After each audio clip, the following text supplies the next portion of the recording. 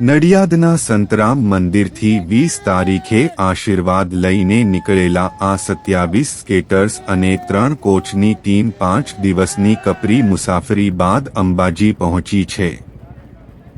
માર્ગમાં આવતા પહાડી વિસ્તારો અને અનેક પડકારોને પાર કરીને પણ આ બાળકોના ચહેરા પર થાકને બદલેમાં અંબેના દર્શનનો ઉત્સાહ સ્પષ્ટ દેખાતો હતો। અંબાજી મંદિરના પ્રાંગણમાં જ્યારે આ ભૂલકાઓએ સ્કેટિંગના કરતબો બતાવ્યા ત્યારે ત્યાં ઉપસ્થિત હજારો શ્રદ્ધાળુઓ પણ આ નાનકડા સાહસિકોની કલા જોઈ આકર્ષિત થયા હતા। Bite 03 Mehul Solanki coach skaters Nadiad.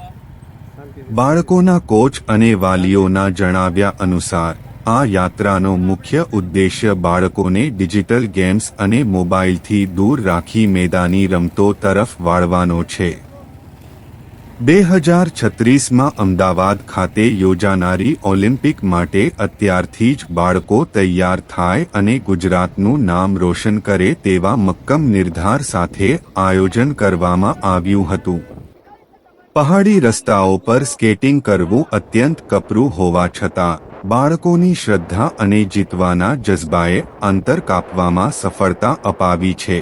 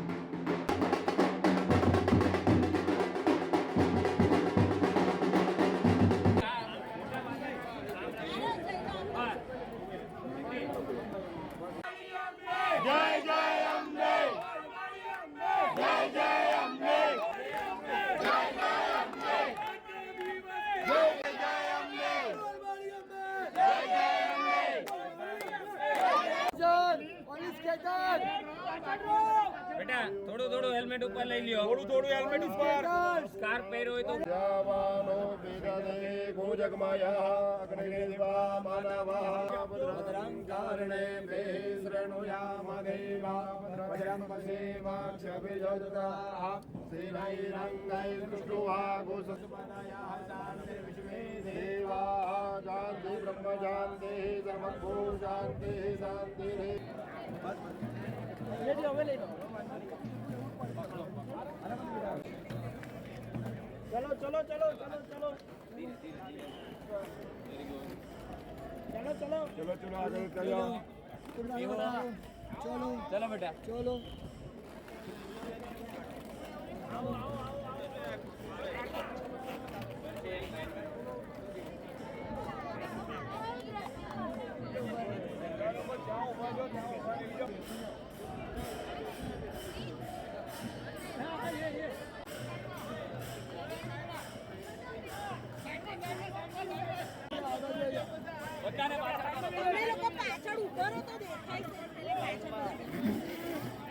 મૂકી नहीं दिया तो भेज क्या यार दिमाग खराब करे काम में समय बगाड़ी ना आया चाहिए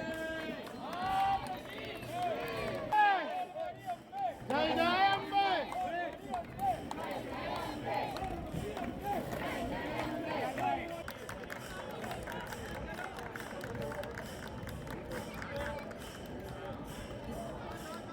जय हो अरे वाह वाह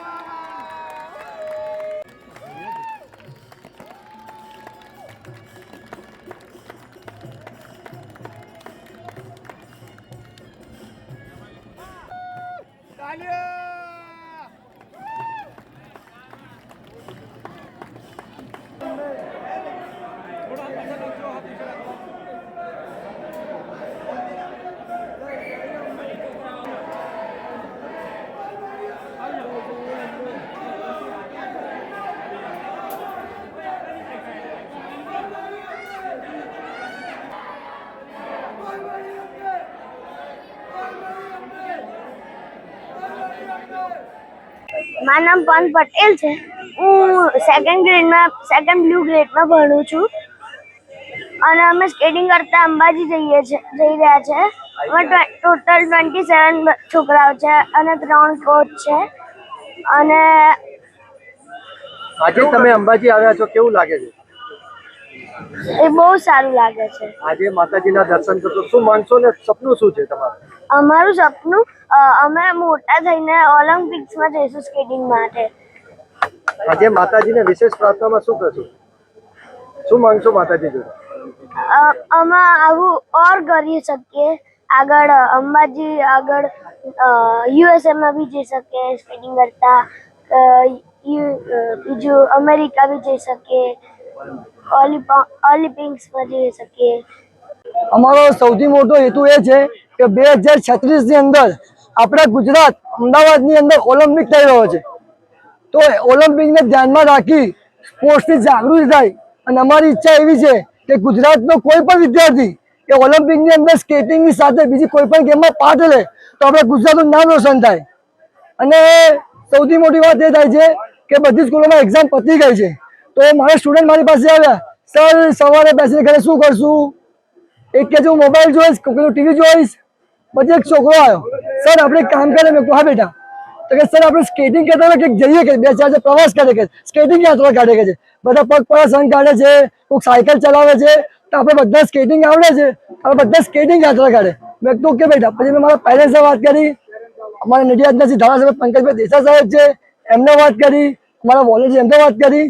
તો આ વેકેશનની અંદર છોકરાઓ મોબાઈલનો યુઝ ના કરે, ટીવી ના જોવે અને સ્પોર્ટ્સની અંદર ફિટનેસમાં વધે, એના માટે અમે યાત્રાનું આયોજન કર્યું હતું. આ યાત્રાની અંદર 5 વર્ષથી લઈ 15-16 વર્ષના 27 બાળકો છે. હું મેહુલ સોલંકી, આલોથી રવિ સર છે, આનંદથી પ્રકાશ સર છે, એમ ટોટલ બધાને મળી 27 છોકરા અને 3 કોચ યાત્રા માટે આવ્યા છે. રસ્તાની અંદર અમુક જગ્યાએ તકલીફ પડી છે, કેમ કે અમુક જે ઢાળ હતા એ ચડવા તોય તકલીફ પડતી હતી, પણ અમ્માના આશીર્વાદ છે કે કોઈ પણ ઇન્જરી વગર, હા કોકના પગમાં સુબાઈ થયું છે નોર્મલ છે, પણ કોઈ પણ ઇન્જરી વગર અમે 20 તારીખે નડિયાદ સંતરામ મંદિરથી મહારાજનો આશીર્વાદ નીકળ્યા હતા અમ્માનો આશીર્વાદ લેવા માટે. આજે અમે લોકો 25 તારીખે અંબાજી મંદિરની અંદર ઊભા છે અંબાનો આશીર્વાદ લેવા માટે.